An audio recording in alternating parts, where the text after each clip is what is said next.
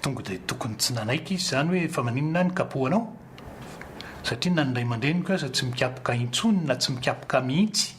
Za tsy manao hoe tokony namaly izy satria amin'ny toeram-pianarantsika fa raha ohatra tany velany a dia izahay dokotera dia milaza mihitsy hoe raha ohatra misy mikapoka aminao dia aza manaiky. Ny zaza tiana hoy ny tsy narotsaka-azo mahafeny endriky ny fitaizana ny zaza malagasy amin'ny ankabeny izay fomba fiteny izay. Ho an'ireo mpikaroka manam-pahaizana momba ny saina sy ny ati-doha anefa ny famaizana amin'ny alalan'ny kapoka dia fomba taloha izay misy maharatsy azy.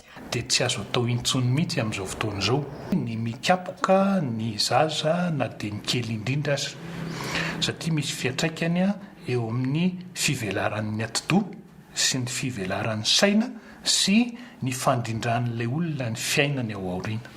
Fa amin'izao fotoana izao dia voapirofo ara-tsiantifika mihitsy fa raha ohatra ka voatambitamby voasafosafo mahazo teny mamy ny zaza anankiray hatramin'ny mbola kely indrindra ka mandra-pahalehibe azy dia misy vaingany ngeza lehibe dia lehibe eo amin'ny fitondran-tenan'ilay izy sy eo amin'ny fifandraisany amin'ny manodidina azy.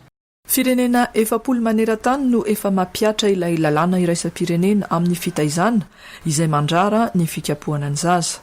Tamin'ny 1924 i Frantsa no nandany izany. I Madagasikara tsy ao anatin'ireo firenena 700 nanao sony ireo.